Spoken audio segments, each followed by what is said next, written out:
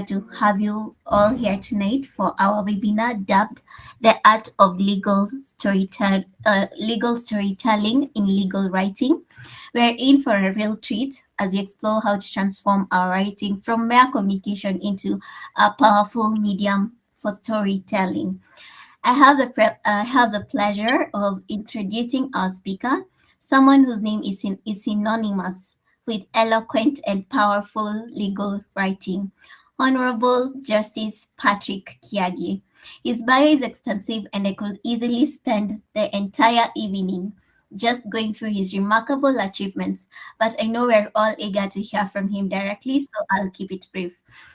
Justice Kiage is currently serving as a judge at the Court of Appeal in Nairobi. He is an alumnus of the Alliance High School and his Bachelor's of Law from the University of Nairobi, later obtained his Master's from New York University.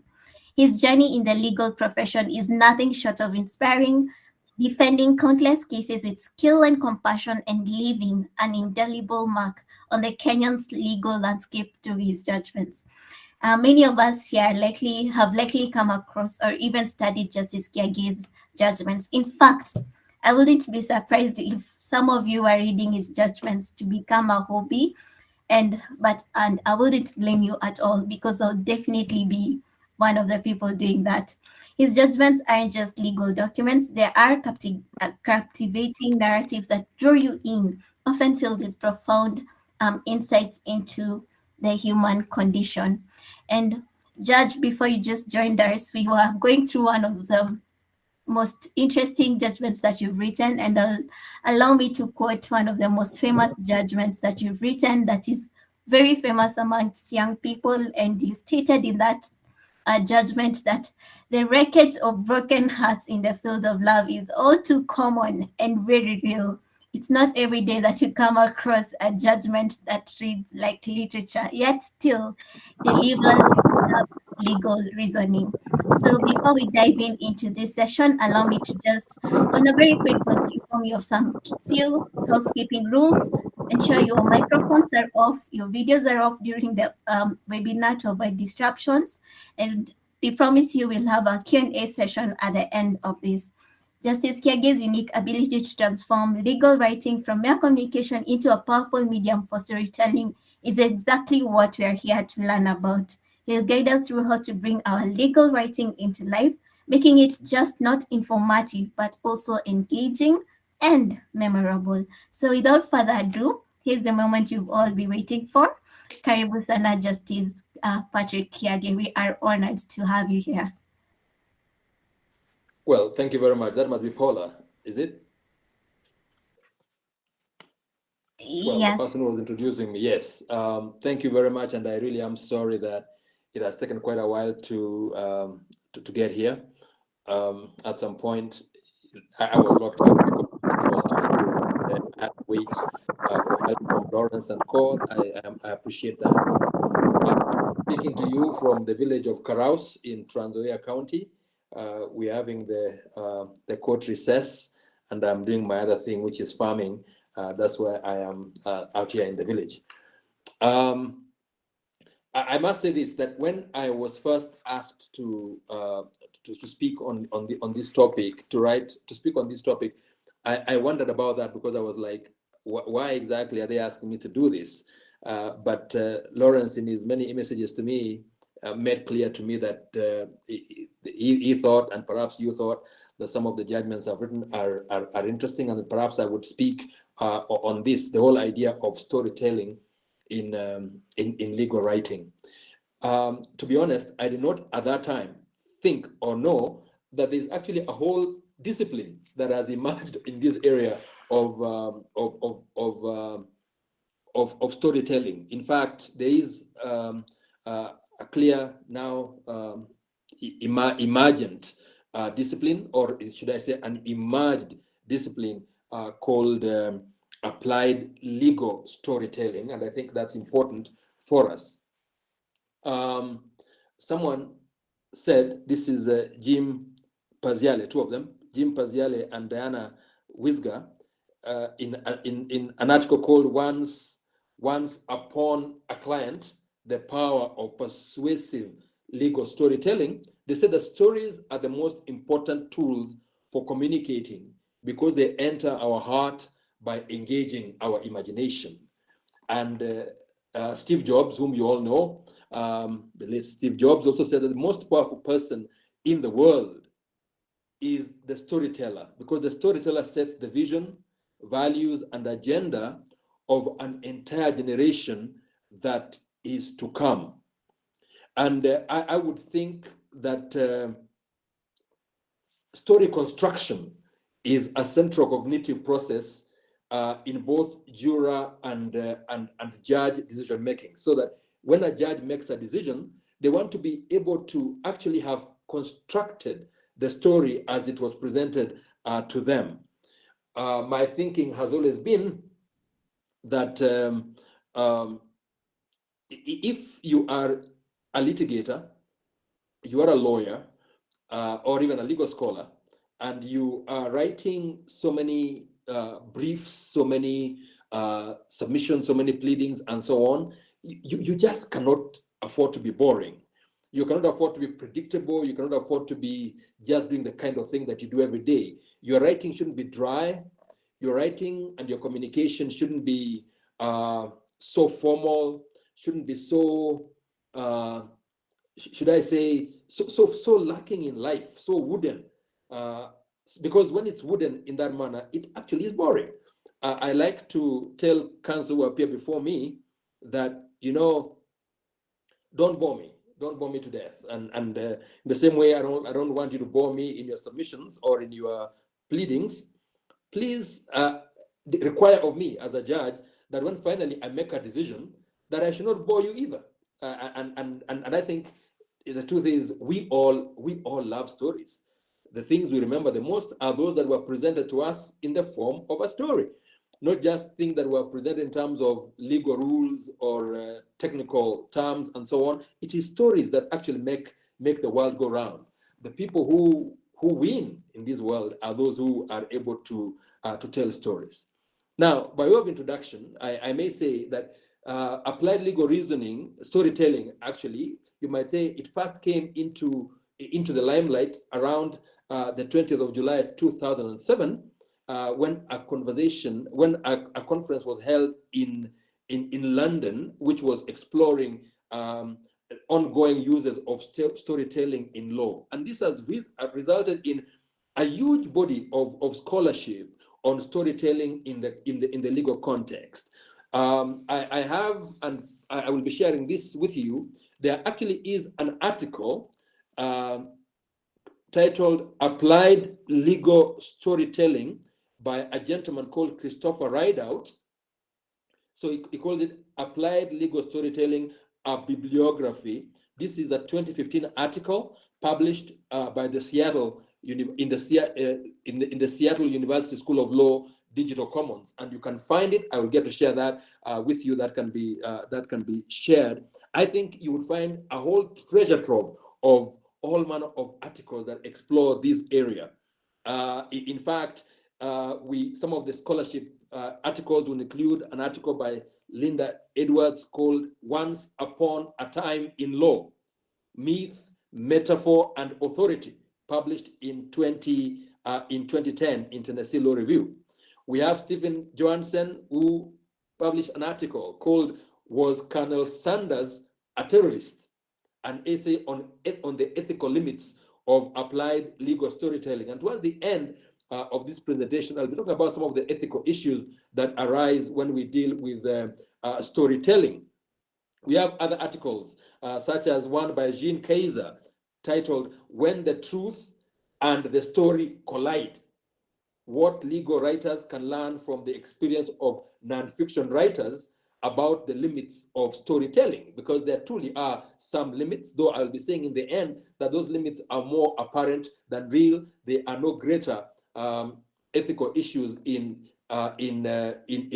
legal storytelling than in any other kind of legal writing.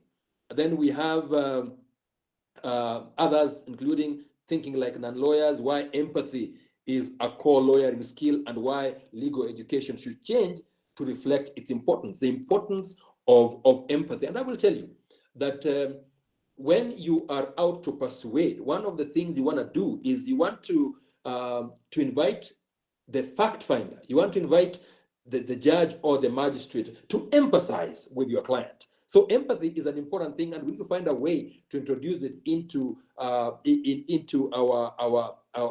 legal learning. And there are several others, including fitting stories into professional legal education, and that is the missing. Someone has called it the missing ingredient. So we need to, I think about how we can do more storytelling.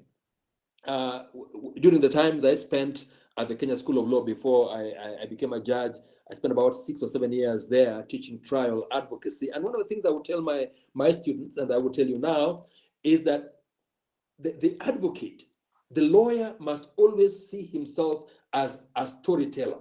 It is a story that you tell, and you are seeking to persuade the judge, and you persuade the judge by presenting a story, telling a story that is persuasive, that a story that a judge will find it easy to accept. If you tell a story that is implausible, if you tell a story that is incredible, chances are the judge will not believe you. And all the time, what we judges do is actually weigh conflicting narratives.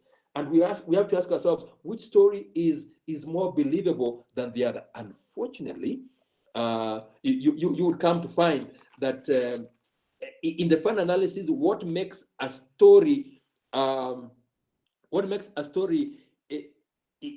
believable is not necessarily the truth of it, but it is the plausibility of it. If a story is presented that is plausible, that makes more sense, the judges will take it. They may not find any other way of knowing the truth. We think that the truth is such as has been presented in a way that is believable, that makes sense. So I would say that when a story is properly presented, the law becomes merely a means to achieve the correct outcome.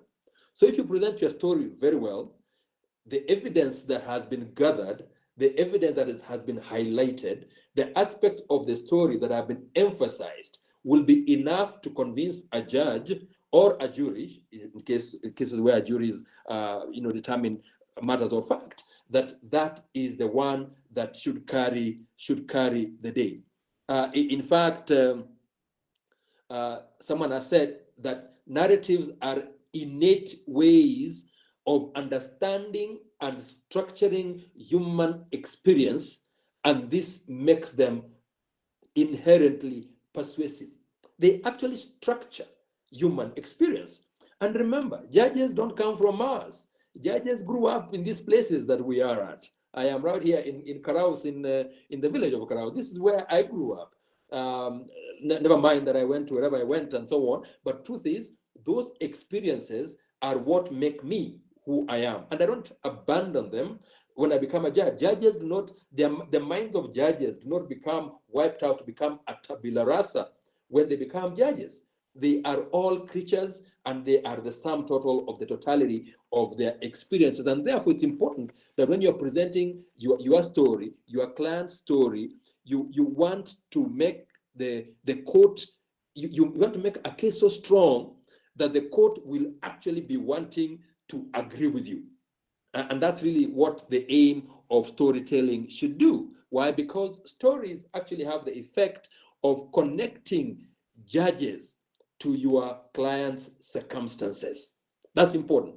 And whether you are talking about a case that you're writing for court, or whether you're talking about an article you're writing, you must actually be able to present your argument and present your narrative and your story so well that the people who are listening to you, the people who are reading your article and your books and your submissions will have no choice but to agree with you. So remember that good writing grabs people early, because you capture the attention of the people early, and it makes us it makes us care about the characters who are involved, so that when you present the story well, you find that even the court empathizes with your client and is more likely to rule in favor of your client. Remember, always there's always that conflict. If you are that conflict of narratives, if you are talking about a criminal case, for example, you find the prosecutor wanting to present, the defendant or the accused person as simply a criminal who doesn't care about society and who doesn't care about the law and who doesn't care about the rights of people. And so that's the picture they will be presenting. And often, before you hear the entire story, it's very easy to want to believe that it could possibly be true. But when you listen to the other side, then you discover that perhaps this man is himself a victim. Or as a character in King Lear says, that this man actually is a man more sinned against than sinning. And that's just something that we have to think about and remember, that the judge is sitting there, doesn't have an idea where the truth lies, and is depending upon you as the storyteller to put these pieces together, to put together this yarn, create such a narrative that the picture is so complete that when the judge rules in favor of your client, he doesn't have to have any second thought and wonder, did I make a mistake? Did I make the right decision? But you must make your clients, if not likable is better, but if not likable, at least make your client understandable. Let it be that the judge will be at a place where they can empathize with your client. And I will say that this is important because when you write your submissions, when you write your pleadings, remember that's where the case begins. If you write your pleadings badly, if you don't write a story that makes sense, if you don't write a story that is able to grab me both by mind and by heart, chances are you lose me. And if you lose me, you lose peace. So bear that in mind. And that's why, if I may just say at this point, it's not about writing the studies, it's all about persuasion. I find it extraordinary that so many lawyers in practice sometimes start their cases without doing an opening statement, right? They just get on the hearing date, they just call witness number one, say, oh, that is PW1. And then PW1 just gets in there and starts saying their own things. The judge has absolutely no idea what this witness is, what he's going to talk about, etc., etc. Of course, I know that now we do have witness statements, all right, and they may have been read, but possibly they were not. So it's important that you actually, you structure your case in such a way that you are building a story. Remember, it's all about stories. Life is about stories, and the story that makes sense is the story that carries the day. What is the utility of storytelling in legal writing? I will mention a number of should I say, points of importance of this storytelling in legal writing. One, remember that in legal disputes where parties disagree as to what the matter is, stories help to explain the conflicting points of view and the shared common ground, thereby aiding in resolving the dispute. It's not just about facts, it's not just about legal clashes. The point is, these people that we call plaintiff or accused or defendant or respondent, they are human beings. And the thing that has brought them to court is not an event that occurred on some distant planet. They are events that occurred here, right here on the ground. So it's important that we must ground the case in a story that is believable and a story that resonates with the experiences of the people, including the experiences of the judges who are listening to the case. Secondly, remember that storytelling moves readers emotionally and imaginatively. Point is, we are not just logical beings. We are not steeped in logic and fact only. We also are, in very essential ways, we are emotional beings. We have hearts and we have emotions. And when you give us a story that makes us cry, we will cry. that makes us weep, we will weep. That if you give us a story that is supposed to make us really indignant and angry, righteously angry, we will be. So it's important that you do not kill it. People say, oh, this is all the law and so on. But there's no such thing as anything being totally emotion neutral. There's nothing that is ever emotion neutral. We try to present it as emotion neutral, but truth of the matter is there's always an appeal to emotions in all the things that we do if we seek to pursue it. So we need to appeal emotionally and imaginatively, and that's what stories do. Then the third one, readers come to their own conclusions when reading a story, with the narrative naturally leading them to that decision. When you open a novel and start reading, the author doesn't have to tell you that this particular character is a good person. But by just describing him, describing his thoughts, describing his actions, by recording his words, you find that out of nowhere, you start to get to like certain characters, so that you start getting to have the hero out of the protagonists, or slowly by slowly, you find that someone is becoming the villain of the piece. It's all about how the same has been presented. So it's important to bear that in mind. And the beauty of storytelling is that, in a sense, that the judge will not feel, and the magistrate will not feel like you're trying to drag them into a particular conclusion, but rather the way the facts are falling into place, the way the story is being presented, they will themselves be literally eating off your hand. They will actually be following you as you go on, wanting to hear more. And I'll tell you this, when you have submissions that are interesting, full of proper anecdotes, anecdotes rather, full of the right imagery, the right metaphors, and so on. Point is, the judges will actually read every word of your submissions, every word of your write-ups up to the end. If, on the other hand, all you have done is just put in heavy facts, heavy legal things, and so on, and there's no human element to it, chances are they get tired halfway through. They want to rush towards the end to see what it is that you are up to. The worst thing you can do to yourself and to your client is to tire the judge before the judge even gets to hear the whole story. Next, stories are more interesting, and they're more memorable and more persuasive than other forms of narratives. Occasionally, when I'm in the mood and moved by the Spirit, and when I'm asked to, I occasionally I'm asked to go and preach in some place or places. And whenever I do, as a rule, I always preach a story.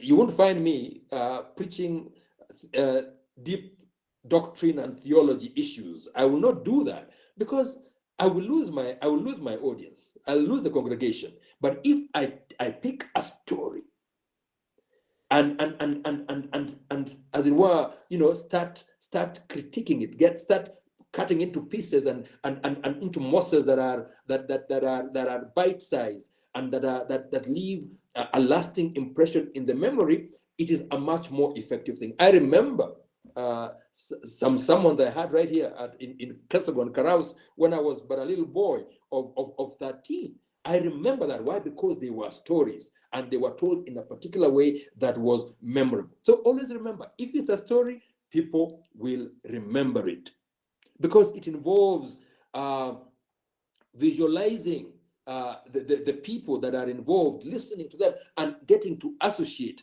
with those people. And it's important that that the judge or the magistrate should empathize with your client, because that's really it. You want him to be able to see that, look, the shoes I'm being asked to put myself into are not shoes that are wet. They're not shoes that are pinching. They are shoes that are comfortable and cozy. I can in my mind be ensconced in that story and feel comfortable about it. So connected to that, stories are relatable. We can relate to that story. I had someone mention something about, I think it was you, Paula Kilusi. You mentioned the story about something about broken hearts and broken hearts and so on. Well, truth of the matter is, I can tell you, I've had my heart broken. Probably broken a few myself. So I can relate to someone getting really, getting really moved, wanting to do, wanting to seek help somewhere because they're heartbroken. I've been heartbroken, so I know, right? Someone betraying you. Oh, come on, we don't betray. We've experienced it. An employee stealing from you. Oh, that has happened. An employer mistreating you. Oh, that has happened as well. So all of these things are things that we have experienced as judges. Now, judges don't like to tell you that they have, but truth is that, as I told you before, judges are just human, right? We are just human beings appeal to our humanity. And when you apply to our humanity, we are able to relate to that story. It makes more sense to us, and it makes it easier to rule in a particular manner. And then next, stories can teach critical thinking. For instance, when a client explains to an advocate his problem or story, the advocate then now goes ahead and identifies the issues in the story or the case by critically thinking through it. And that's what we do all the time. As judges, we sit there, there's this story presented by advocate A, it sounds very persuasive. Then there's advocate B, and it's also equally persuasive. So when we sit as three judges of the Court of Appeal in conference, you find a debate that goes on quite a lot. Someone saying, look, that is okay, but there's a problem somewhere. This doesn't make too much sense, someone will say. Why? Because in our experience, things don't happen in that manner. So that issue helps us to do, some critical thinking, to actually ask, if I were there, would I do that? Does it make sense? So it's important to bring that, in the stories you present, in the cases you present. And stories actually reveal the truth more vividly in a way that you will never forget. And I love it that way, that you can actually read a story, you read a case, but a lot more has gone into it. It has gotten so much life added to it that even as you go away, it leaves an indelible mark in your mind because the truth has been presented in a very vivid manner. And then a story also has a way of simplifying information and giving it meaning. And you'll find there are instances where judges, even as they write their judgments or their rulings, they actually take the time to explain and simplify things. Why? Because even we as judges, we understand that we are not some oracle that just pronounces things. The authority of judges is dependent on their power to persuade.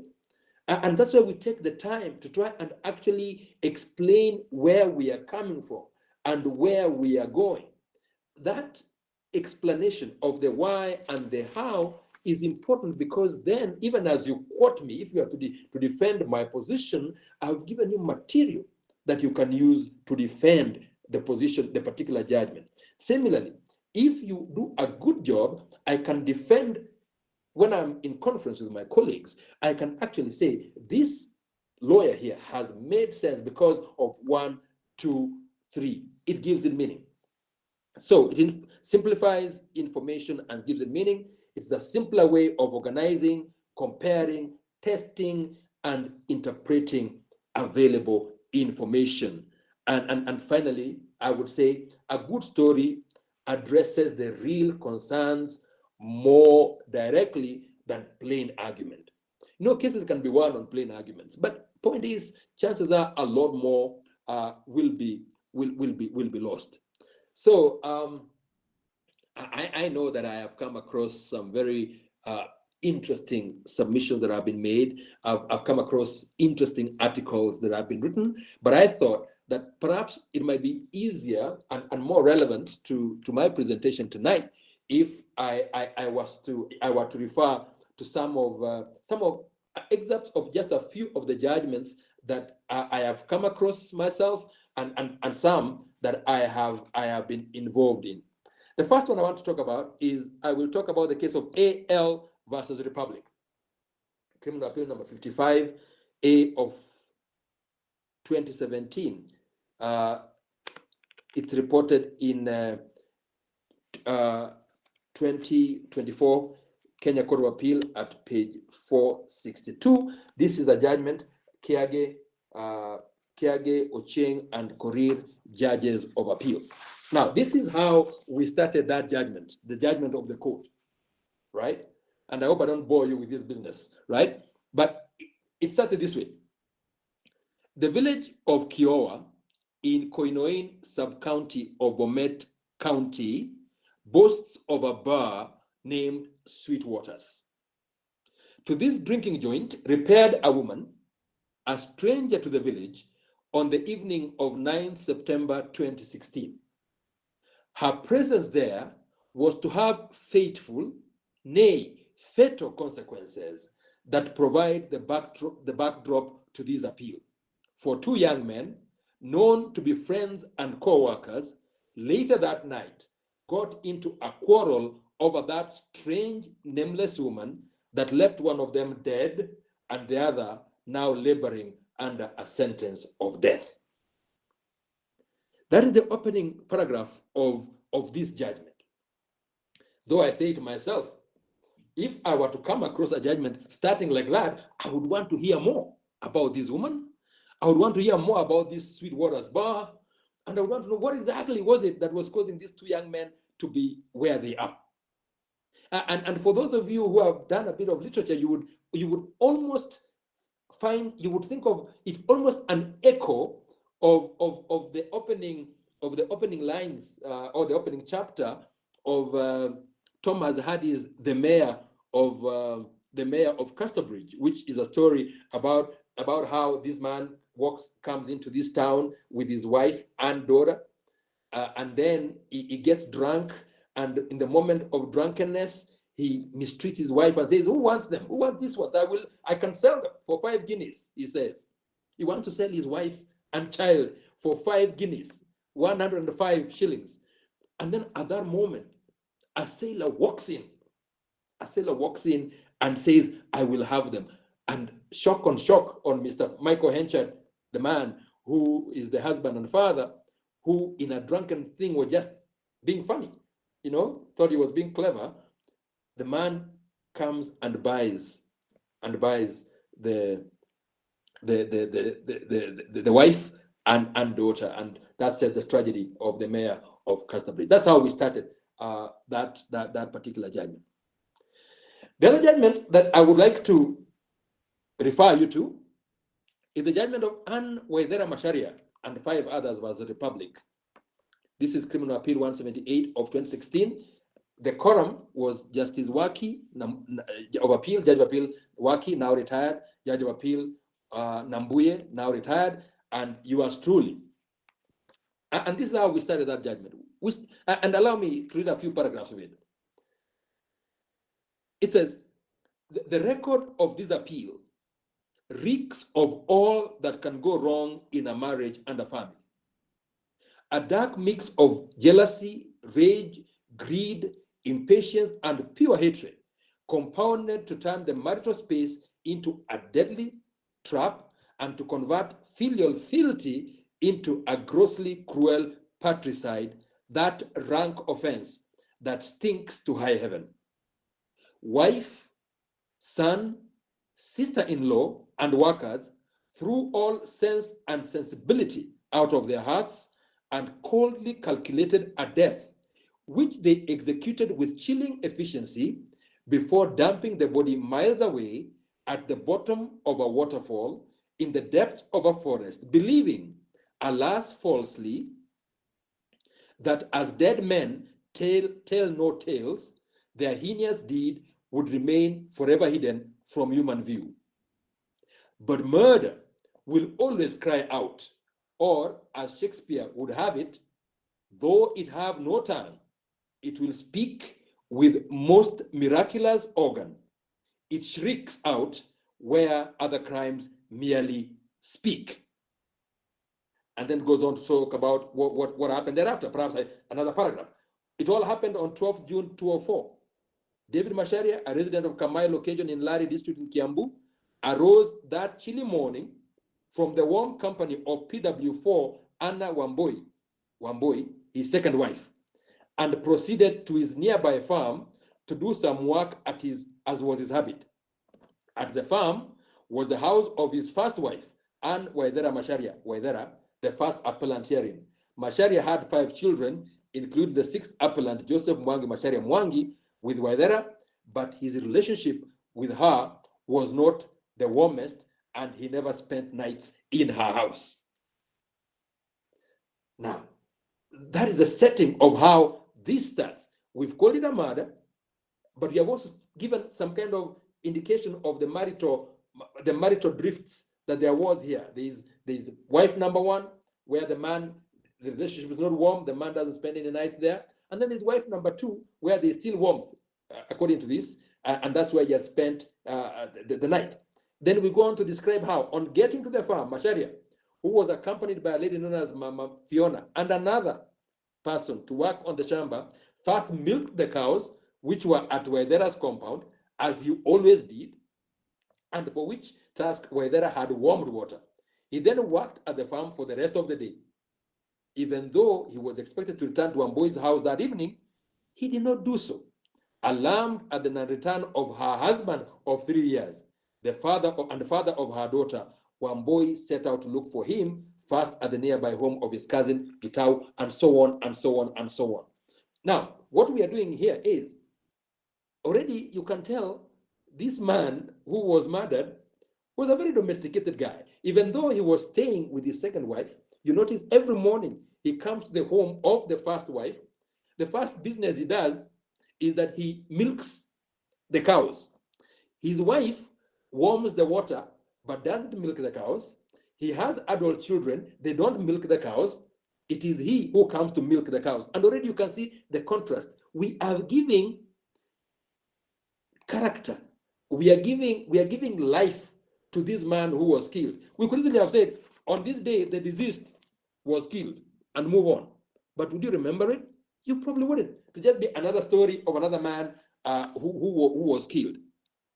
And so, the last paragraph I'll quote from here is, Githinji and his team reported the matter to Lari police station that evening of 15th June and were advised to return the next day, which they did. The police then arrested Waithera, her daughter, and her daughter-in-law.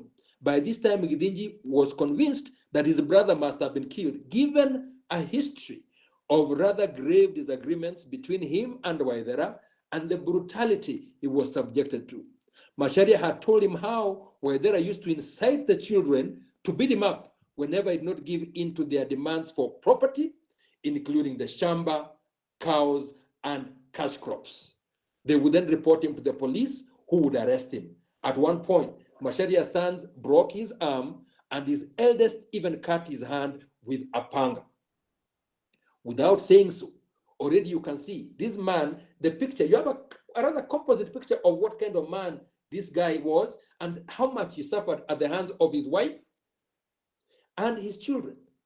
They would beat him up, and then we know why they were doing all this. The motive is there. Why? They were beating him because they were demanding part of the shamba, they were demanding the cows, the same cows would come and milk for them, and cash crops as well. That's the kind of thing I think that storytelling is all about. You can do a better job of any story by presenting it in the manner that, this is just an example. I'm not saying that it's the best. One can do a better job. I'm sure there are better examples that have that exist out there. Next, let me quote another judgment, and this is the case of Burt B-U-T-T, that is, versus Rent Restriction Tribunal. It's an old case, 1979. This particular judgment, probably a judgment or ruling, was actually done by the great Madan. As you know, Madan was probably the best court of appeal judge there ever was in this country, and perhaps the best chief justice, though he was only chief justice for a very long time. And he was an amazing writer. And what he says here, and you get to get shocked at the end when you discover that in the end he was actually talking about whether or not there should have been a stay granted. But the things we remember about Burt versus Rent Restriction Tribunal is what the Judge Madan, had to say about judges. We've had to say sometimes, and the other day I was shocked to hear about a judge who said, "Oh, I'm a new judge, therefore I'm having problems." But Judge Madden was very categorical. It doesn't matter how old you are as a judge. The point is, the moment you swear and you go into the courtroom, you are completely a judge, as old as any other judge. Young you may be, but as authoritative as any other judge. So what did Madden say? And I hope it's a word that you've come across. Madden said, a judge is a judge, whether he is newly appointed or an old fogey. The former has the benefit of his latest learning, the latter, the advantage of experience. Now listen to this. Both are men of honor and scholarly gentlemen, or ladies for that matter. Both are conscientious and judicious individuals and imbued with reason. Both are dependable and do not make wild surmises. Both act upon consecrated principles. Both are 24 karat gold. Both act free from doubt, bias, and prejudice. Both carry the conviction of correctness of their decision. Both speak no ill of any litigant. Both are torch bearers for stability of society. Both are strugglers for liberty. Neither should, however, become an advisor instead of an adjudicator. You can see what the judge is saying here. Judge Madden obviously has taken time to talk about what is required of a judge. He has actually given a very composite picture, a complete picture of what judges ought to be they young or old. I joined the Court of Appeal when I was only 43 years old. I had never been a magistrate or a judge of the High Court. I joined, and by the first day I joined, you get thrown in the deep waters. And I started doing my judgments right there, right then. Just like when you come out of law school and you get admitted to the bar, you could be given the biggest brief to go and handle at the Court of Appeal or whatever on the same day. You can't say, "Oh, I'm just a new advocate," right? So you must pull yourself up. And as he said of judges here, both are 24 karat gold. We all remember that Madan said, a judge is a judge, whether newly appointed or an old fogey. We remember that. He could simply have said, "Oh, a judge exercising discretion under this has to consider the following." End of story. No one would remember Burt versus Rent Restriction Tribunal. But Murder made it memorable. Why? Because he told a story about what judges are or what judges are expected to do. There's another case that I would cite, the case of CKC and another suing through their mother and next friend. But I would just say this. Judges Musinga, Karanja, Musinga, and Mtoinoti judges of appeal said our constitution is not a mere treatise on logic. And that's something we should remember. Our constitution is not a mere treatise on logic. It is a charter for the living. And life is about stories. Genesis is about stories. Mombi and Gekoyo is about stories. The people who came from the hills or wherever, riding walking on a cow skin, as the Maasais believe, that is a story. All these are stories. In fact, in Mesopotamia, they talk about how, talk about creation, almost like in the Bible, talk about how, Tiamat, the god of watery chaos, clashes with this other god, and then out of chaos comes order, right? These stories are there. Everything, our lives are all about stories. So our constitution is a living charter, an amalgam that seeks to accommodate and balance legitimate interests that are sometimes competing, inconsistent, and incongruent. The constitution ultimately is an embodiment of compromises, which are manifested in promises and guarantees that nevertheless admit to qualifications and exceptions to accommodate the interests of persons that would otherwise be excluded or uncatered for. What are they saying? They're not just going to Article 27 talks about equality. I mean, they could say so, but who would remember that? They have taken time to talk about what constitution making is all about and what it is about compromises and so on. In fact, they quote the Supreme Court in Speaker of the Senate and another was Attorney General, and they say the court must always remain conscious of the fact that constitution making requires compromise, which can occasionally lead to contradictions, and that the political and social demands of compromise that mark constitutional moments fertilize vagueness in phraseology and draftsmanship.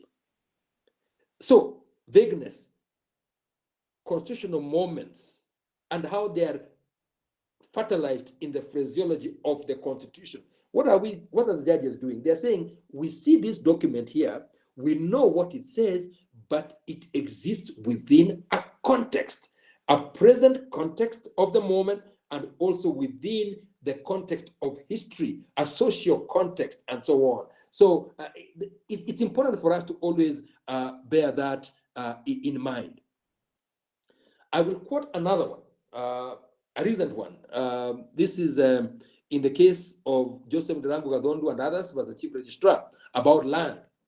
And this is Kiage, Ali Aroni, and Achode. And this is the judgment of Kiage. And this is how I started this particular judgment. It's about title deeds. And this is how I started it. Once upon a time. Now, you remember all stories. Hapo zamani za kale. Once upon a time. That's how stories begin. In fact, there was an article I referred to you earlier, which was talking about once upon a client, right? So once upon a time, the holding of a title deed, that treasured document that declared the person named therein as the indisputable owner of the landed property, was a ticket to peace and proprietary security. That it was, before a vile mix of greed, rapacity, and fraud on one hand, and corruption, mischief, and tampering with records on the other, increasingly rendered many a title deed worthless papers, the holding of which, without more, provided neither certitude nor assurance of safety, as courts have had to step in to decipher and determine which among two contending instruments of title is genuine and efficacious. The puzzle of competing title deeds over the same property on the ground in contemporaneous existence is now becoming a contest, not of dualities of claims, but, as this case shows, one of multiple contestations, each backed by a title deed.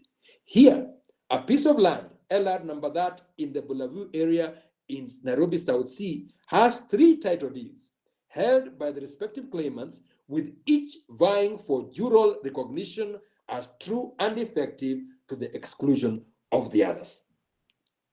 Now, I've said many things there, many things. And if you're following, you'd say, what are titles as effective as they once were?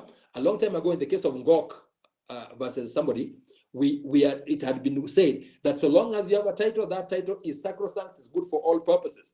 But now, because we have noted that things have changed, and in fact, in this judgment, somewhere along in the judgment, I actually did say, I quoted Chinua Achebe and said, since is it Zé the bird or Naked the bird has learned that since men have learned to shoot without missing, I have also learned to fly without perching. To show that now these days, you don't just sit on a title and say, I'm okay. You must go back up to the root of title to find out whether your title is good or not. That shows the shift that has occurred. It also gives the reasons. The reasons are greed, corruption, tampering of records, etc., etc. It gives the context that we are referring to. Let me run quickly to another example. That is the judgment of my Lord Justice Waki, retired, in the case of non-governmental organizations, Coordination Board, and others. He had sat with 4 other judges, Nambuye, Kome, Magandia, and Musinga, judges of appeal. Of course, Kome, J.A. is now the Chief Justice. And this is how Judge Waki, one of the people I really, really admired on this court, this is how he started his judgment. He started by quoting the Bible, John chapter 8, verse 7. When they kept on questioning him, he straightened up and said to them, "Let any one of you who is not without sin be the first to throw a stone at her." Now, those of you who read the Bible, you know that that is familiar, right? Then he says, the judge says, that is a familiar Bible story of profound significance. A prostitute had been found in the act of adultery. At the time of Moses, adultery was a serious moral and criminal issue. One would be stoned to death once identified with it. I suppose it is still a serious moral issue today in our country, although we do not appear to have criminalized it despite our Judeo-Christian and Islamic heritage. If Mosaic law applied in this country, I suspect half of the population would be stoned to death. But Jesus had a straight answer to the teachers of the law and Pharisees who came tempting him to Mosaic law. He said, "Be the first to throw the stone at her." None of them did. They all walked away in shame. That was about 2,000 years ago. Is there a parallel to the story in this appeal? What has the judge done? The judge has actually picked a story. He has told a story on which he is going to ground his decision in the matter that was before him. Now, I think it's bold judges who are able to do that, unafraid to bring the story because they know the story will not be incongruent. The story will be on point, the story will be memorable, and the story will actually stick and will actually demonstrate the points that are being made. I will move to another before I tire you too much. And this one I'm sure you've come across in your family law classes.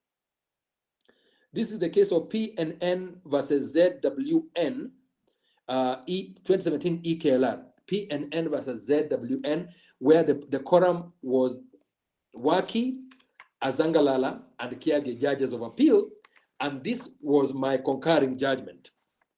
You probably have come across it. And in it, it's about division of matrimonial property. And I fear, though, I was looking at some of these judgments that I discovered, I've said a lot about matrimonial property, marriage, love, whatever, you know, but I think you know that other than that, I also write on criminal law and I also write on land law and other areas as well. But here, the big question that was there was whether the Constitution decrees that so long as you're married, you are entitled to 50% of the property.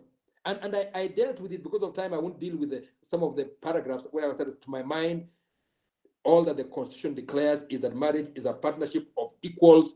No spouse is superior to the other. In those few words, all forms of gender superiority, whether taking the form of open or subtle chauvinism, misogyny, violence, exploitation, or the like, have no place, and so on. So I say all manner of things. Then I ask the question, does this marital equality recognized in the Constitution mean that matrimonial property should be divided equally? Then I say, I do not think so. I take this view while beginning from the premise that all things being equal, you know, it may come up to 50-50 or thereabouts. But that's not to say, however, that as a matter of doctrine or principle, equality of parties translates to equal proprietary entitlement. Then I said, the reality remains that when the ship, me and ships again, I guess because I believe that love and marriage should be, like a nice voyage on the sea, right? But anyway, the reality remains that when the ship of marriage hits the rocks, flounders and sinks, the sad, awful business of division and distribution of matrimonial property must be proceeded with on the basis of fairness and conscience, not a romantic clutching onto the 50-50 mantra. It is not a matter of mathematics merely, as in the splitting of an orange in two, for, as biblical Solomon of old found, justice does not get to be served by simply cutting up a contested object of love, ambition, or desire into two equal parts. Well, you need to have read the Bible for this to make sense to you. But since you have all read the Bible, you know that there was that story of the two women who both had children. I think They were ladies of the night. They both had children, and then as they slept, one of them slept on her child, and the child died. And so there's one live child and one dead child. And then they are brought to Solomon to make a decision. And Solomon, listens to them both. One woman is saying, let this one here who is alive, let it be split in two. Then we can get each get a piece. And then the other one said, no, please don't do that, don't do that. And then Solomon was able to surmise correctly, I think, that the one who did not want the child split up was actually the owner of the child. So I was saying, property, you don't just take something that you love, something of value, and just split it in two, because that does not necessarily translate into justice. And then I ended that bit by saying that I think that it would be surreal to suppose that the Constitution somehow converts the state of coverture into some sort of laissez-passer, a passport to 50% wealth, regardless of what one does in the marriage. I cannot think of a more pernicious doctrine designed to convert otherwise honest people into gold-digging, sponsor-seeking, pleasure-loving, and divorce-hoping brides and, alas, grooms. Industry, economy, effort, frugality, investment, and all those principles that lead spouses to work together to improve the family fortunes stand in peril of abandonment were we to say that the Constitution gives automatic half share to a spouse whether or not he or she earns it. I do not think that getting married gives a spouse a free to cash check bearing the words 50%. I would hope that anyone reading this would say, this judge understands marriage. This judge has observed human beings and how they behave. This judge understands that in this world, in this Kenya, there are fellows who are busy gold digging, sponsor seeking, pleasure loving, divorce hoping. And this has nothing to do with any one gender. We do know of young men who will not work. They want to live off ladies who have made their monies, right? So it's not just about one gender. It cuts both ways. And I would think that presenting it in this manner makes the point much more poignantly and much more powerfully than simply saying, unless you have worked for it, you don't get anything, right? That's what I would think. Let me refer you. There may be no time for me to go over it, but let me refer you to the case of Stanley Munga Githunguri versus the Republic. I hope you have all read it. It's an old case, 1986 EKLR. And in Stanley Munga Githunguri, we had Madan, Aganyanya, and Gisheru sitting. And the issue there was whether this man, who, he had been assured that he will not be prosecuted over time. It had happened over and over again, but over time they said, it's over, your file imefungwa. But then somewhere along the line, the DPP decides that he's going to prosecute him. So what does Githunguri do? Githunguri goes to court, but Githunguri is a rich man. Githunguri is a very rich man. In fact, if you see the Lilian Towers there in Nairobi, that's one of his many properties. One of his many properties. Now, it's very interesting how Judge Madan, I suspect it's Madan who drafted this particular judgment, because he took the time to actually try to win over the Kenyan public to what it is that they were deciding. He was talking about, he gave the history of this thing, because the man was charged with having violated, he was a well-known figure in banking and financial life in Kenya, and he's supposed to have violated something to do with the Foreign Exchange Act. Foreign Exchange Act, yes. He was holding more money, I think, than he was supposed to be holding. There used to be a time when you couldn't hold more dollars than were prescribed by law. So he says this, they say, the applicant is an accused man. The public mind is an impressionable organ, and the morbid usually attracts. And it's true. People really like to be attracted to that which is morbid.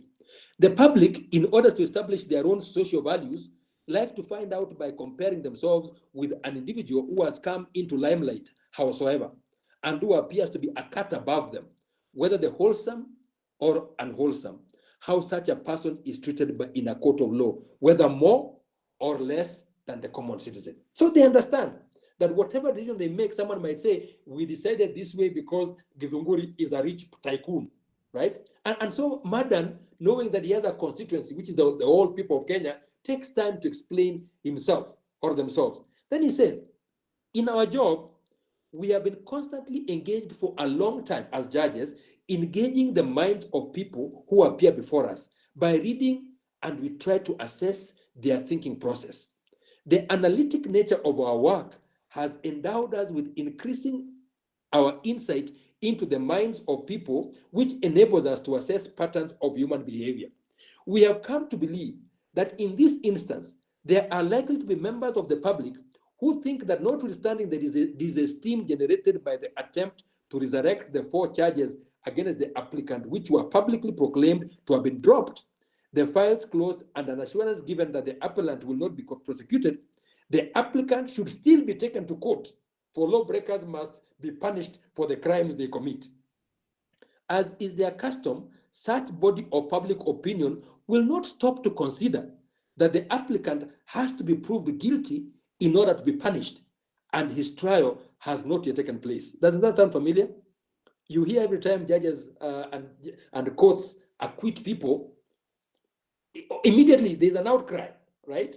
But Madan actually captures it. Says, look, the public mind simply thinks kama hakuwa na makosa mbona alishtakiwa, lazima ana makosa, you know? So that's what Madan seems to be saying. And then he says, there will be a second school of thought who, while not forgetting that the appellant may be guilty of serious contraventions of the provisions of the Exchange Control Act, they will reason to themselves that, scoundrel or innocent, enough is enough. In addition, an undertaking was given officially that the applicant would not be prosecuted. That undertaking must be honored in the circumstances of this case, not only because it came from the high office of the Attorney General of the Republic of Kenya, but also the members of the society are entitled to an orderly and tranquil life and not to be subjected to vicissitudes of law, especially when there have been no subsequent fresh events to justify it, and no claim is made that there have been any fresh event. Then he says, we believe that the members of the public in this second school of thought are in a far bigger majority, and they think like we do. So the judge is actually making an effort to say, look, Kenyans, we are with you. We are not judges who sit on an ivory tower somewhere to decide cases using some kind of esoteric formula. We are with you. We understand. And in fact, more of you than others are with us, and we are with you. And that's really storytelling. But perhaps the most important thing that Madan ever said, that the Madan court ever said about this at the end of it, is this. This is how they ended their judgment. They said, Stanley Munga Githunguri, you have been beseeching the court for an order of prohibition. Take the order. This court gives it to you. When you leave here, raise your eyes up to the hills. Utter a prayer of thankfulness that your fundamental rights are protected under the juridical system of Kenya. It sounds like a benediction, right? Like he's actually getting a benediction from the court. Madan is sounding more like a priest than a judge here. And when he says, go look up, raise your eyes up to the hills. Madan was not a Christian, but I need to remind you of the verse in the Psalms. Yeah, my eyes look up to the hills.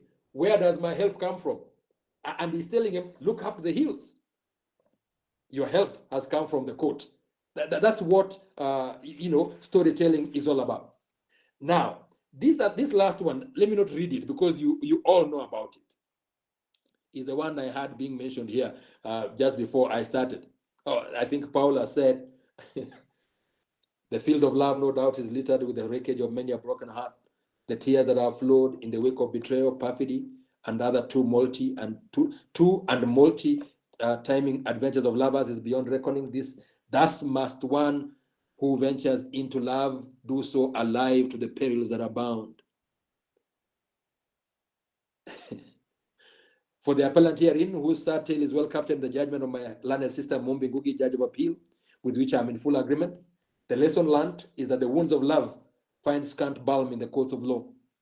Love's ills and woes can only be found in lovers' return and reconciliation, failing which, in accepting and moving on, while holding on to hope for comfort elsewhere, or leaving love's threshing floor altogether, paying heed to Khalil Gibran's The Prophet, where he says, "But if in your heart you would seek only love's peace and love's pleasure, then it is better for you that you cover your nakedness and pass out of love's threshing floor."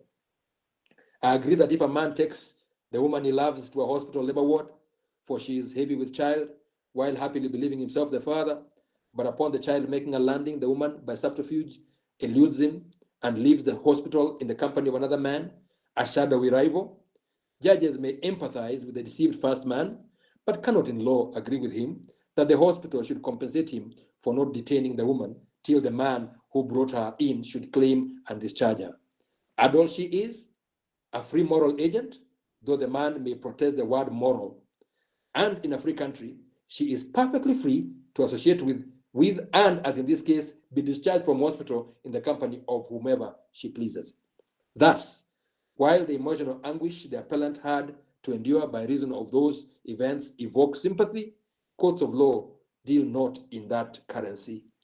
It must cut to the core that the woman in this case declared the other man, one Echesa, as the child's father, and not the appellant, but are not the hearts of men and of women deceptive above all things?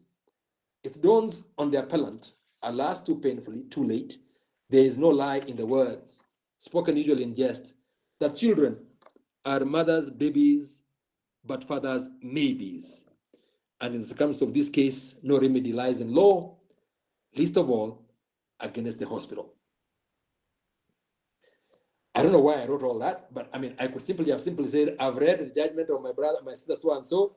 I'm in full agreement. I have nothing useful to add. But I'm hoping that the things I added give some context to this whole thing.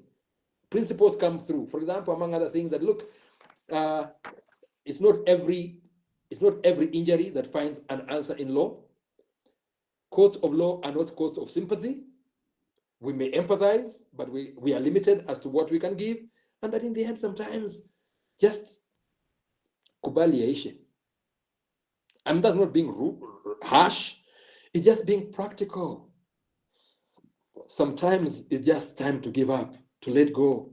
Just call it, we go in and we enter into the field, we lose and we move on. We carry scars all over the place, but sometimes you don't breathe a word.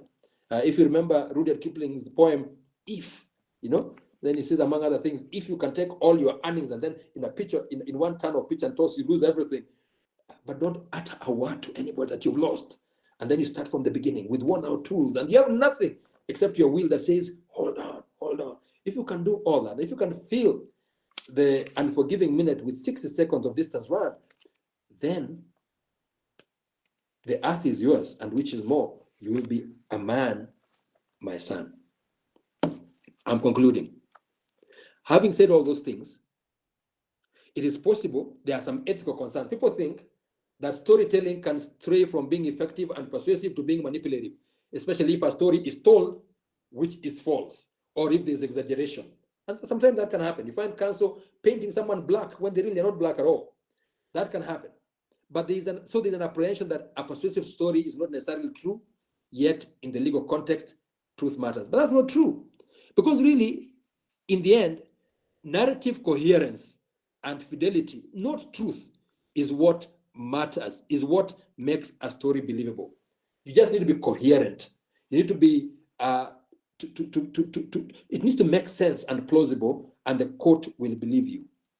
That's why you notice in criminal law, we say we return a verdict of not guilty.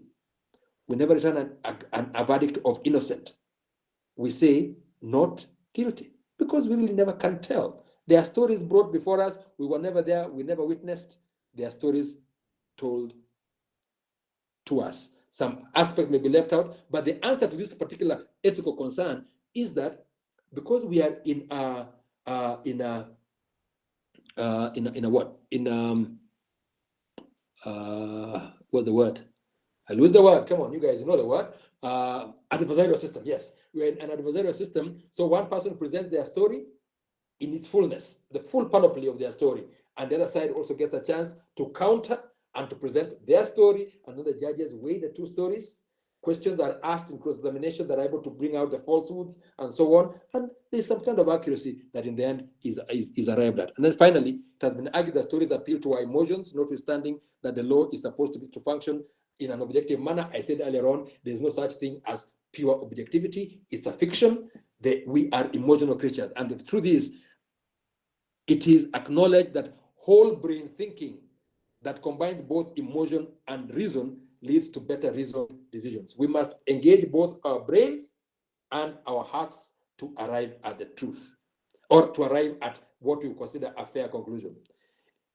It is evident from the above analysis that effective storytelling enables one to communicate knowledge, ideas, and beliefs in a clear and memorable way. Although there are concerns about the possibility of advocates giving untruthful stories in order to manipulate, it is also noteworthy that every lawyer has an interest in protecting his reputation and consequently has an obligation to give only truthful stories. Further, our adversarial system allows advocates to counter each other's case in court and expose any flaws that may have been presented by the counterpart. No doubt, there is need to incorporate legal storytelling techniques in the curricula of law schools. I look forward to your coming out here and writing stories for us and telling us stories, because one, I will enjoy it thoroughly and it will help me write even more interesting judgments. Thank you very much.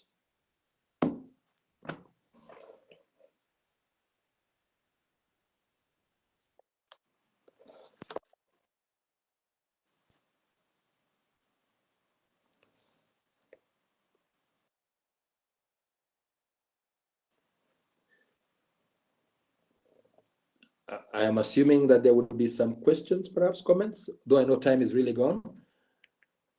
I am at your disposal.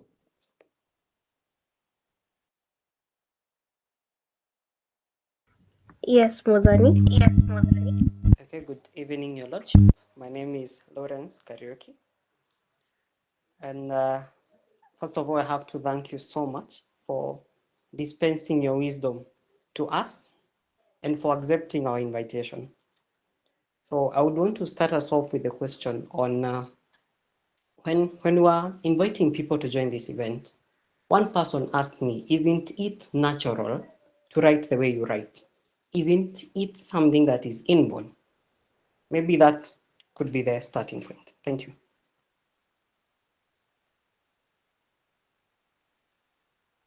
May I suggest I take perhaps 3 or so interventions, then I can deal with them together? Is that possible?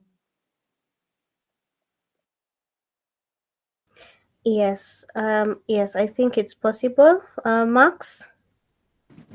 Good evening, Justice Kiage. My question is with regards to now the way you're writing.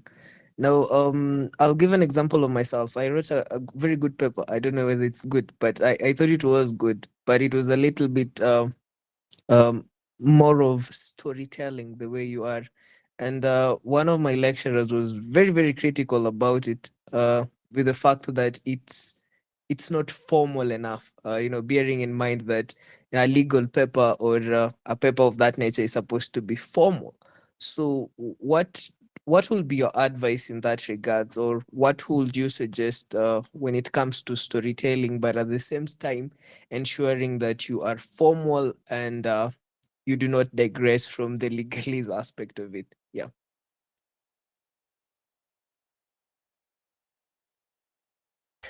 Thank you so much, Max. Morgan?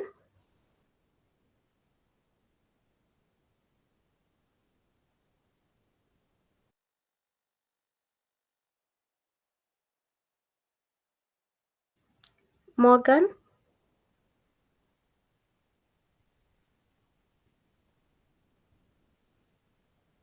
Okay. As you wait for Morgan, maybe I can ask mine. And mine centers around artificial intelligence. We are seeing chat GPT and other large language models coming up, and some people encourage us to use them in legal writing and legal research. Other people are a bit more critical about it, but I fall in the first category. So I've been exploring with a bit of caution And now that we are talking about creative legal writing, I'm wondering, is there a way we can leverage AI to help us modify our writing so that we are not writing boring pieces? Because so far I've seen that AI can be a bit technical and also a bit too creative. It doesn't have like a middle ground. So is there something we can do to make sure that we can still use this technology but at the same time maintaining our creative side?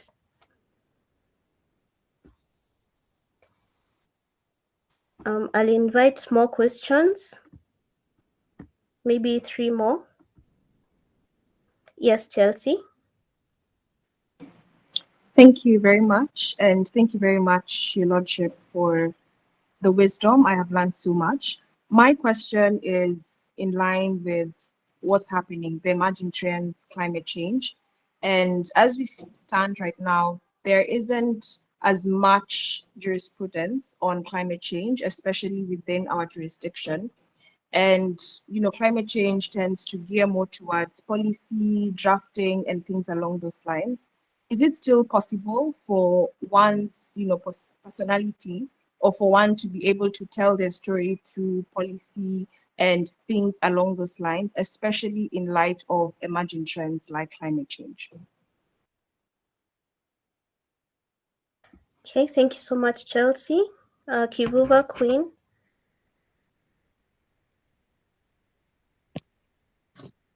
Good evening. I hope that I can be heard. Thank you again for this opportunity to address you. My question would be, how would you, in your experience, cure the unforgiving visitation of inertia, especially when advocating for matters social justice? I know that as a continent, we've been visited too oftenly with the question of underfilled bellies. So how do we then best reconcile the fact that we are often on the unforgiving end of the underprivileged spectrum, and how do you tell stories in a way that does not invite that state of inertia? Thank you.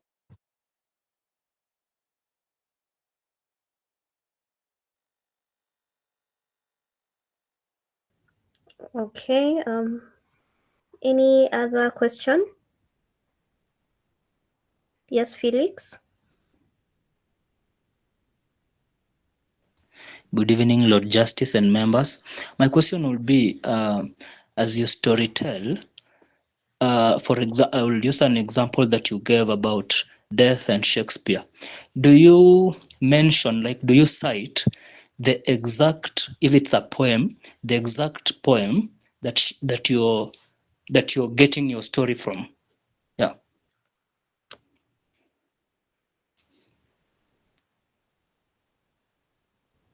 Okay, thank you, Felix. Any other question? You want me to handle those first?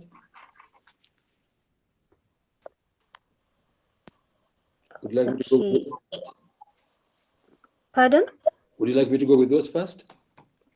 Maybe you can take this last one from Lennox and then you can just go through all of them. All right. Yeah, thank you. Lennox? Yes, thank you, and thank you again, Justice Kiage, for that very insightful and provocative session. My question is, do we have limits in how far we can storytell? And I'm giving this with a practical reference of, say, I'm doing submissions for the small films court.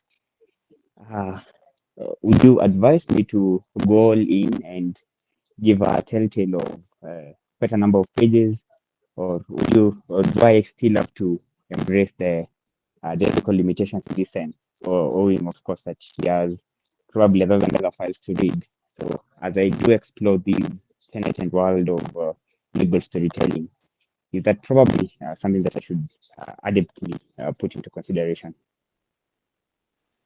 Mhm.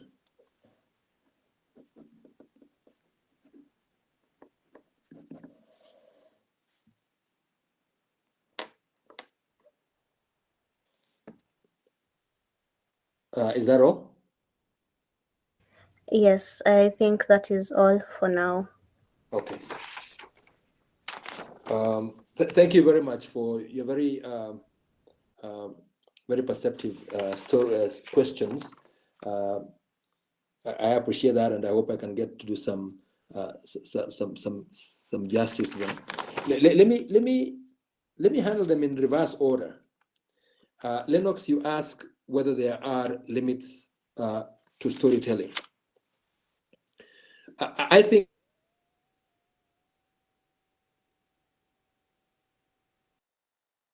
conscious of your audience and conscious of your context. Stories need not be long. Stories need not be long, and where you have a judicial officer who is pressed for time, what you need to do is say something pithy, something human, something memorable, something that you know would be decisive or would appeal to the judge or magistrate. You don't have to say too many things, but I think whether in a small claims court or in the Supreme Court, there's always room for a story. I remember during the last petition, presidential petition of the Supreme Court, there were interesting stories that were told. There was a lawyer who talked about someone being a was it a plumber he was, and how he turned from being a plumber into something else. You probably remember that. Yeah, it's very memorable. I remember someone else who was giving the story they gave. They said the Constitution, during BBI, I think there's a lady lawyer who talked about at the Supreme Court arguing, saying that the Constitution has two parts, and one part is like a two engine aircraft, and if one engine fails, there's trouble, right? So a story like that, they told a story to make their point. My answer to you, Lennox, would be if there are limitations of time, limitations of of opportunity, then keep it brief. You can make your point with a short story. You make it, but make it memorable. Say something that someone will always remember. Give it the human aspect at all times. Always remembering your context. That would be my answer to that. Felix, I think that you are being very polite when you are asking the question whether there should be full citation. Like if I'm referring to Shakespeare, should I actually go right ahead and say exactly where we are? I was embarrassed, actually scandalized, when I was looking up that judgment of the murder case, and I found that whereas I referred to what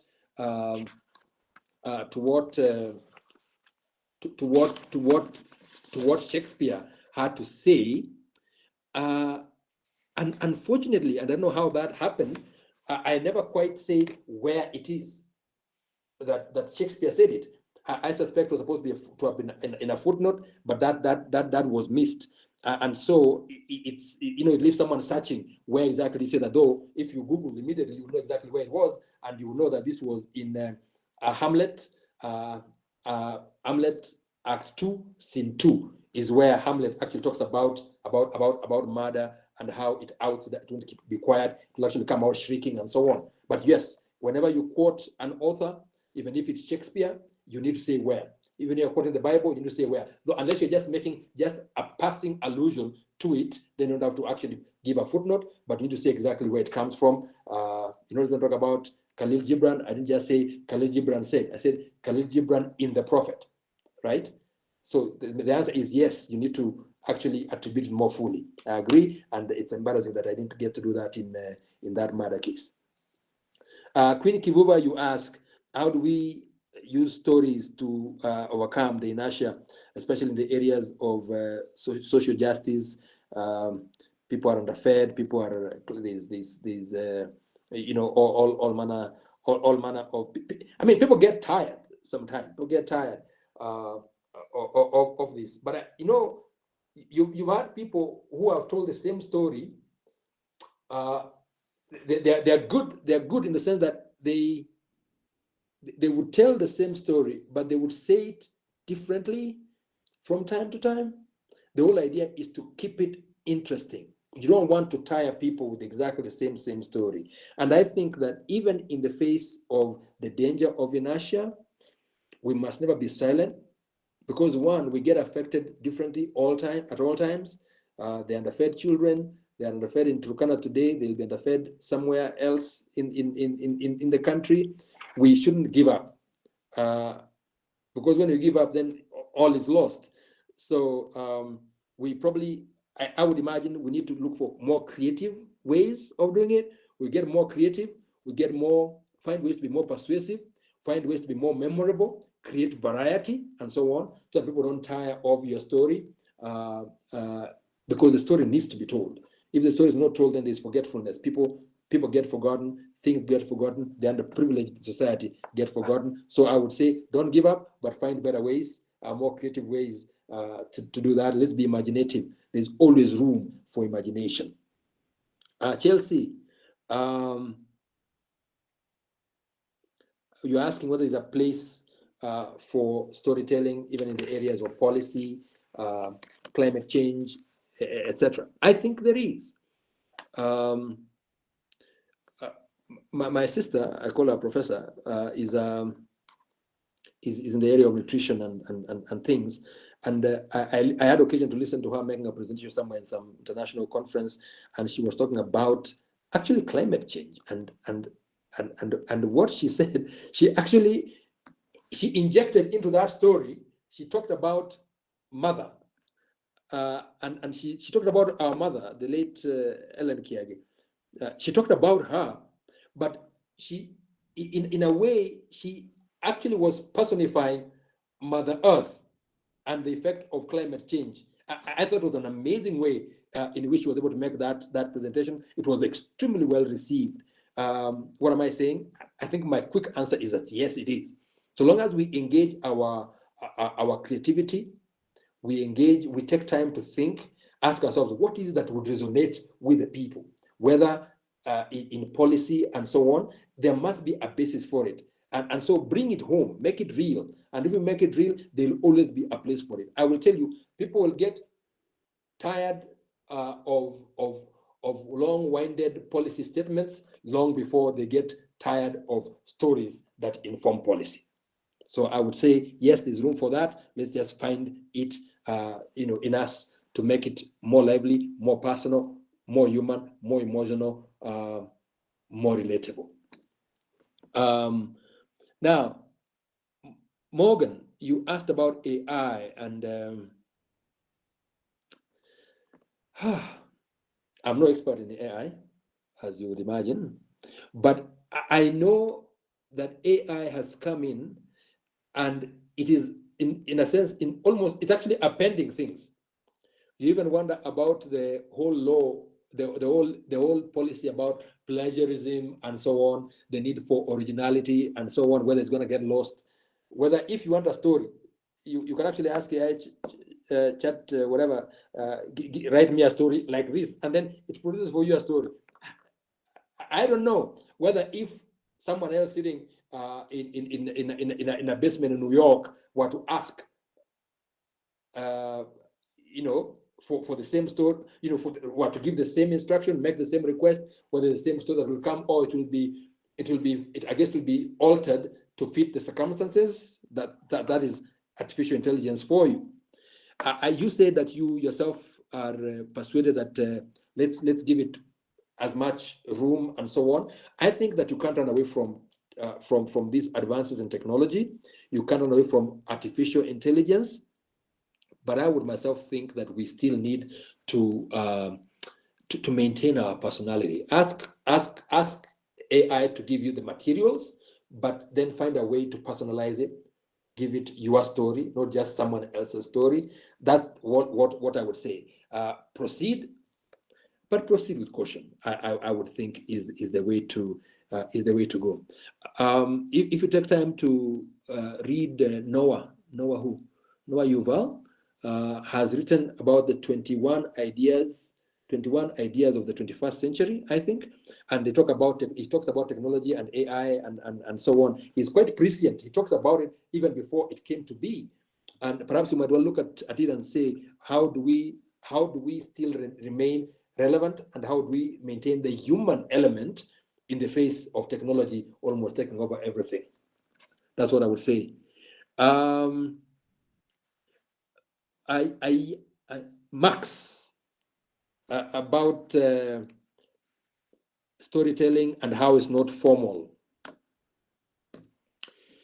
I'm sure, first of all, if my lecturers, my supervisors, my PhD supervisors were listening to me tonight, the next thing they're going to tell me is, now you are engaging in some kind of sacrilege here, because there is a way in which you are supposed to write formal academic treatises. That is true. But I would say this, from the bibliography that I told you about, there's a lot that has been written that goes to say that for us to be more effective communicators, more effective persuaders, we need to actually be tellers of stories. So I would say this, you cannot write your academic papers as if they were a novel entirely. But then again, don't write them as if you are a modern day Halsbury, just citing, because that's not it. I think the answer must lie somewhere in the middle. And I would personally think that individuality and our personal touch, the work that we do, is important. I remember Chief Justice Emeritus Mutunga speaking to a certain professor, Professor Prempe, I think, from Ghana, who had come here, and he was talking to him, and he was telling him, he was introducing me, and then he was saying, this gentleman here, he has a very interesting writing style. He writes exactly as he speaks. It's very conversational. I've not had a single judgment of mine overturned on the basis only that it was storytelling. In fact, many more have been affirmed than overturned, actually. In fact, I've not known of any that has been overturned as a result of that. I think it's important that you still maintain your inject your personality into the work and let the story come in. But even as you still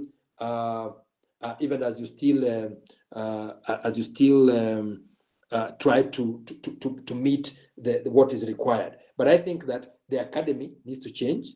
The academy needs to change, because for sure, what was just an emerging discipline called the art of storytelling in legal writing is actually now a very real thing. It has been here for at least about 20 solid years, though some say it may have started in some kind of nascent way in the around 1975. So it's a real thing. And it's a better way to, in my view, is a better way to express ourselves and to inject ourselves into our writings than simply keeping it, purely strictly academic, very formal, and so on. Lawrence, is it inborn? I don't know. As I told you, when I was asked by Lawrence to make a presentation, I just knew I would just come and talk. Then I think 2 days ago, as I was preparing for this, I said, wait a minute, I wonder, is there anything in this area? And then I was shocked to find there's actually a whole discipline which has emerged over time. But even the way it started by conferences. A conference in July 2007 held in London, and after that, a conversation someplace, about the place of storytelling. And out of it, something has developed. All human beings love stories. You can't write the way Kiage writes. You can write a different way, your own style, and so on. If you look at the novels, the way novelist 1 writes is not the same way novelist 2 writes, but they all tell a story.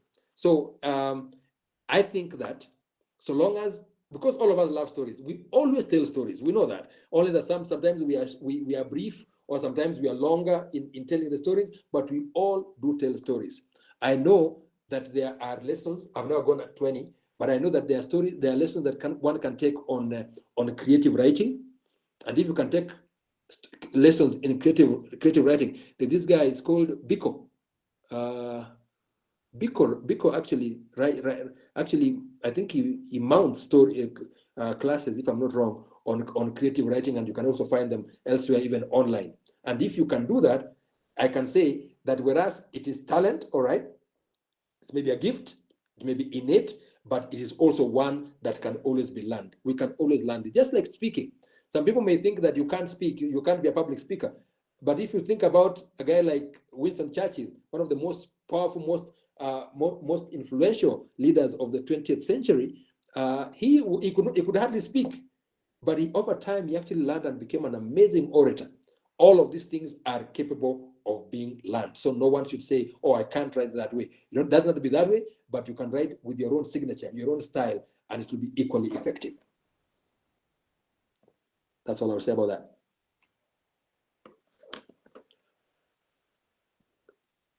And it's going to 10 o'clock.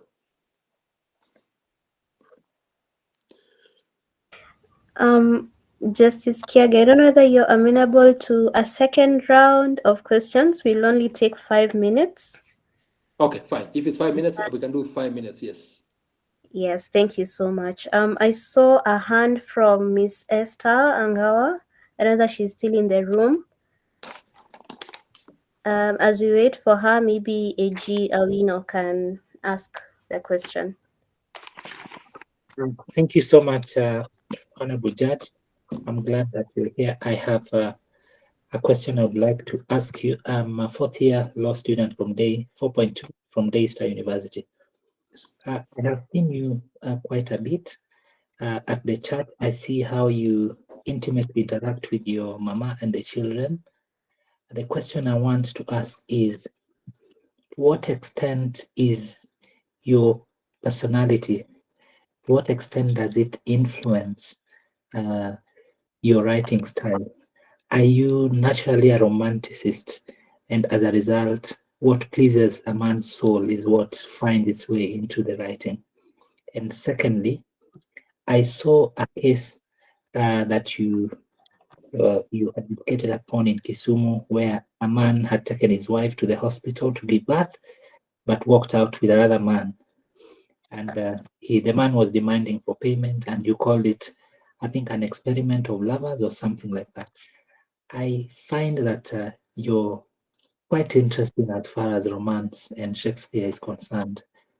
I just wanted to add that that's indeed storytelling is the most interesting part of human beings. And we love stories to the extent that even when we sleep, we dream because our mind wants stories all the time. How then does a good story or a good judgment told from a good story, can it contribute to a favorable judgment? Or basically, these are just obiter dictums that make life interesting even as we wait for the hammer to fall. Thank you. Okay, thank you so much. Anyone else?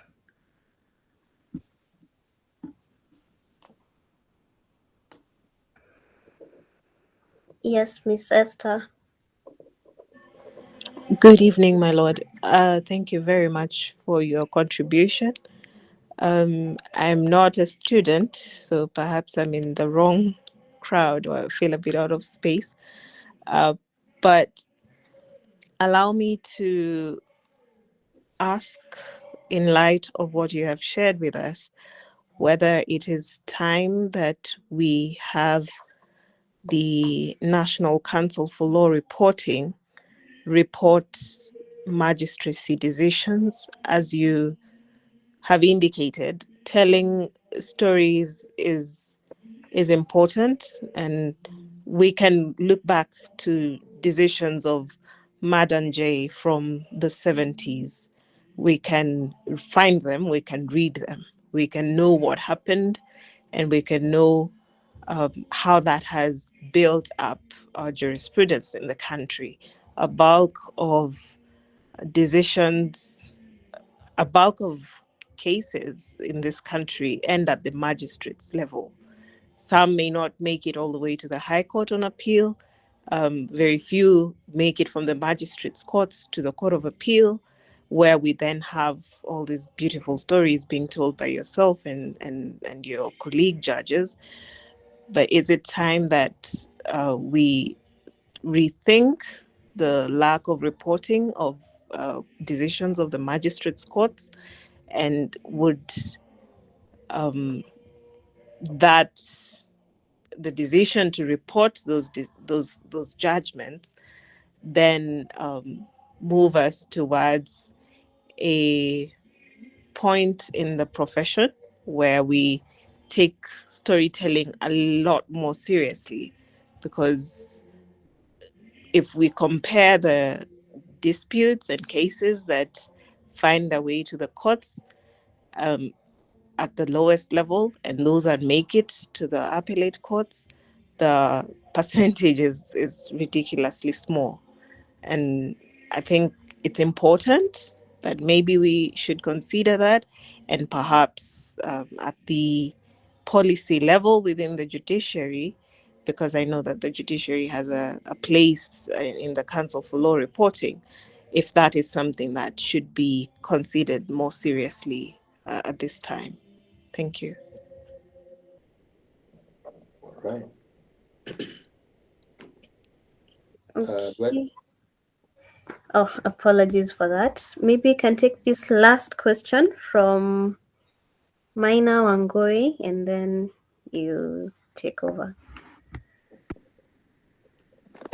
Thank you so much to the University of Nairobi Law Journal team for organizing this very insightful session. So mine is not really a question per se, but I would like to maybe give my humble opinion and contribute to the discourse on AI.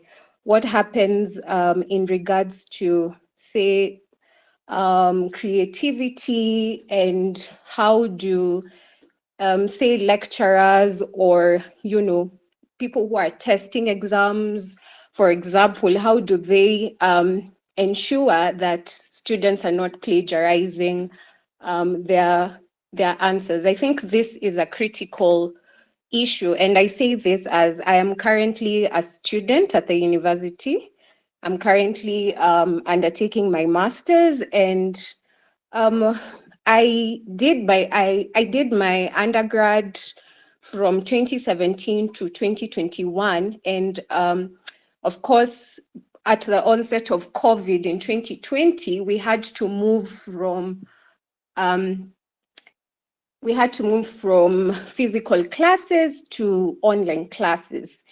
And admittedly, it was very hard for people to adjust. But I know several of my classmates who were very innovative decided to venture into the tech law space and start to learn about emerging areas such as artificial intelligence, cybersecurity, data privacy, legal engineering, and the likes. So what I believe is we are moving to a dispensation where creativity may end up being the order of the day.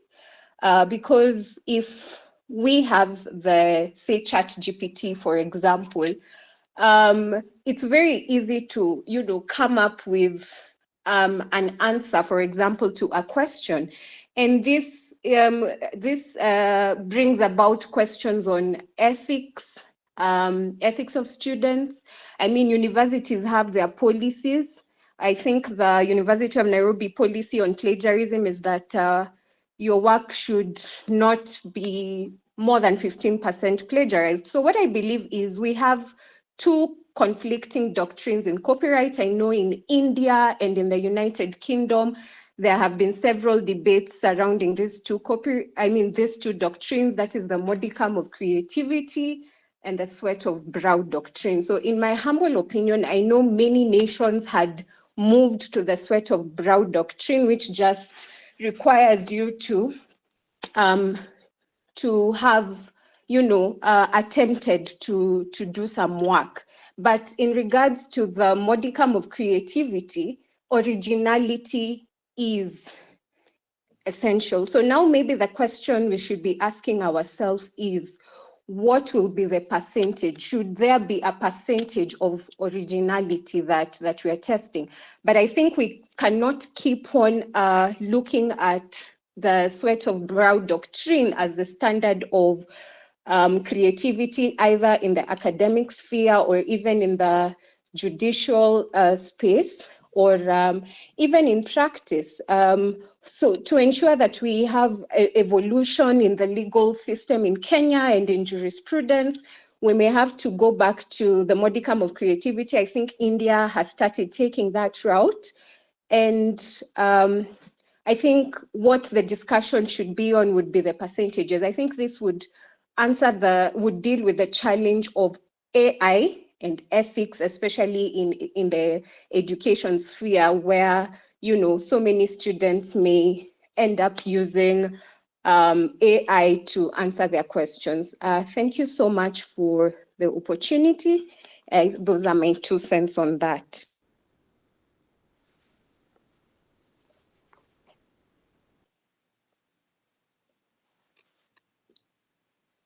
I'm waiting for you to prompt me to speak. Oh, okay. Okay, this is a once in a lifetime opportunity for me. So, Justice Kiage, you have the floor. Thank Okay, you. very well. Thank you very much. Emanuela, thank you for what you call your 2 cents worth. Actually, it was quite a lot.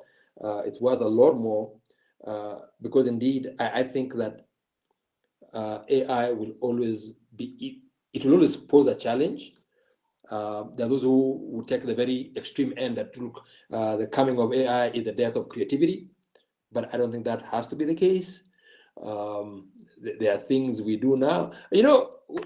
Back in the day, you may not know these guys, but back in the day when typing was with a typewriter, single thing like this. When computers came, and then you can actually quickly go and search on Google and get something that looked like a huge, it was a huge step, a huge jump that now you can actually sit in your office or sit in your home and you can actually do research online, not going to the library and plow through acres of pages in order to get material. All of this is advancement in that direction. It cannot be reversed.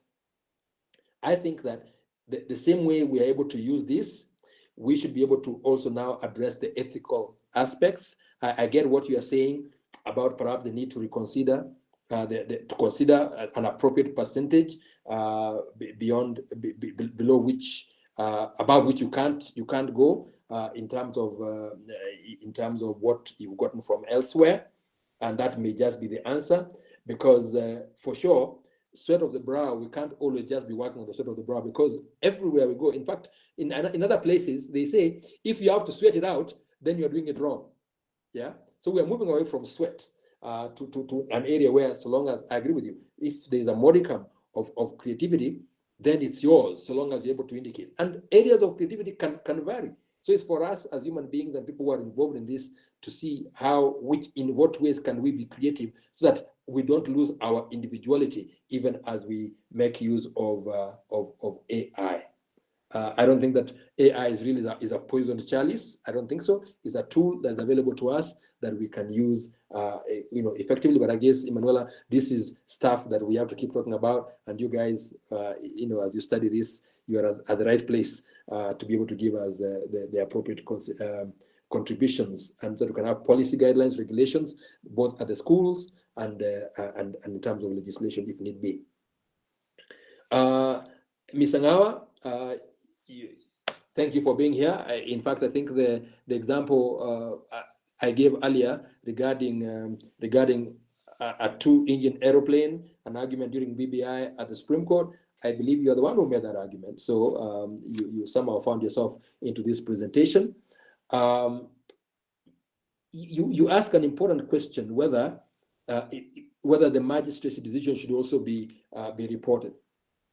Once upon a time, one can understand why it was not feasible to record or to register, to report what magistrates did. Why? Because the facilities were just not enough. How do you collect the magistrate who is sitting somewhere in Suba making a decision, or somewhere in Turkana? How do you ever get that hard copy of the decision, and how do you have to have it typed and so on before it can be entered into law reports? So it was limited only to the very highest courts, the superior courts. But now with technology and all of these things being online, there really is no reason, I think, why we can't have the magistrates also having their work uploaded onto Kenya law, so that it can actually serve. First of all, that can be a place where we can actually have a cross-pollination of ideas. Magistrates can look at what fellow magistrates are saying, and even judges can actually look at what a magistrate is saying. I remember, I think, reading a very good ruling that was made by a magistrate in the Baby Pendo case. A magistrate who was based out in Kisumu in an inquest. A very deep, very enlightening ruling. But because she's a magistrate, probably you never get to hear about it elsewhere. So I agree with you entirely. It's time the Law Council for Law Reporting, and perhaps we in the superior courts actually consider making a point that the decisions of magistrates should also be reported. I agree entirely with you. Finally, Mr. Wino, you know, when you started talking about me and my children and Madame, I stiffened a little. I don't know where you're going with that, but thankfully you kept it in the safe areas, the safe spaces. What can I say? Yes, it's true. I think that all of us as storytellers, we tell stories from the perspective of our own experience, from what we have heard, what we have seen, what we have experienced. How we write, how we speak, and so on is really the result of what we have ourselves been through. You asked whether I am a romanticist. I think love is a beautiful thing. Love is a beautiful thing. It's beautiful when love is fresh and new, and your mind and heart, and you get creative. I mean, you get most creative, I think, when you're in love. You are able to, your mind soars. You see beauty everywhere. But also, even in the dark moments when you get heartbroken, and you get betrayed, and you get people walk out on you. Even those moments, there's a certain dark beauty about being deceived, about being left behind, about being walked out on. Of course, you can always actually it makes you a philosopher. When love leaves, you become a philosopher. You tell yourself, if it was yours, if you love something, let it go. If it comes back, it was yours. If it doesn't come back, it was not meant to be, right? To spend time with those who value you. You become very philosophical. And there are lots of authors who have written that. If you read W.B. Yeats, for example, W.B. Yeats was a romantic, a great poet, romantic, and he had a tongue like something else, a pen that was lyricist, but at the same time cutting to the core in terms of sarcasm and so on. But it's because of his experience. He loved some older woman who, his was a case of unrequited love. And most poets and philosophers, I think, are those who failed in one way or the other in love. I'm not saying I failed. I hope I shouldn't have to, right? But yes, I guess I have a touch of, you might call me a hopeless romantic. People who love and then, I'm an Arsenal fan. What do you expect? I'm a hopeless romantic. But also at the same time, I'm a pragmatist. I'm very pragmatic. I know what can happen and what can't happen, and I know that I'm strong. The higher you build your walls, the walls come tumbling down. Yeah, I'm gonna make it. Something inside so strong. So you become pragmatic, you become philosophical, and perhaps the philosophy that now informs me more than anything else, other than of course my own Christian upbringing and so on. I'm a Seventh-day Adventist, but also a very practical one. I question a lot. I only hold on to that which makes sense to me. If it doesn't make sense to me, I will not take it because it just belongs to my church. So I also become stoic. I lost both my parents in quick succession, and that makes you think a lot about life, and makes you think a lot about your own mortality and the fact that you can die anytime. People that you love can die anytime. So all this amalgam really is what makes me me, and I happen to have the good advantage of being one who doesn't care much about, who doesn't fear to express himself exactly as he feels, exactly as he views things, and that makes life a lot easier because I don't have to look back over my shoulder, and what I say today, I can always defend it, and even if tomorrow I should see better light and change it, I will. It is Ralph Waldo Emerson, one of my favorite authors and thinkers, who said, "Whoso would be a man must be an nonconformist, right? And then he says that if today you are convinced that the truth is this, speak it with all the strength and energy. But if tomorrow you should find that the truth is the opposite, speak that new truth with the strength and the conviction of cannonballs. So that's it. And thank you, Mr. Awilo, for asking. And I hope that somehow shed some light. Thank you.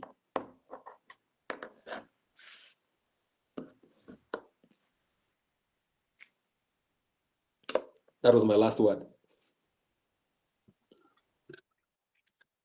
Thank you, Judge. Thank you, Judge. I'm actually quite impressed. And those are the battleground states, the swing states, where it is very much. Thank you so much, Honorable Justice Kiage. I think this has been a very, very insightful session. We could go on and on, and you've really, really captivated us. Allow me to just say this: being an Arsenal fan, a team that perfectly embodies the balance of pragmatism and romance, just like your beloved Gunners who keep the fans on the edge with a mix of hope and heartbreak. You've kept us captivated today with your blend of humor and depth. We really have learned a lot, and I think my biggest takeaway from this webinar today is that life is about stories and telling stories that resonate. The depth that you've shared with us, the jokes and the wisdoms are things that will go on for a lifetime, and it's the human elements that truly matter.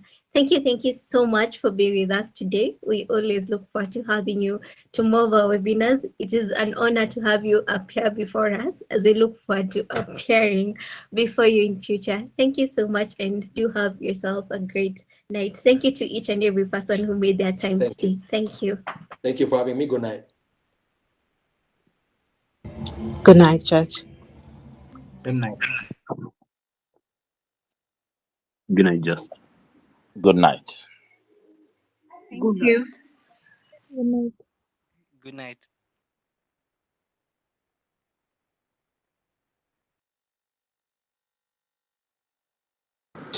Good night. Good night.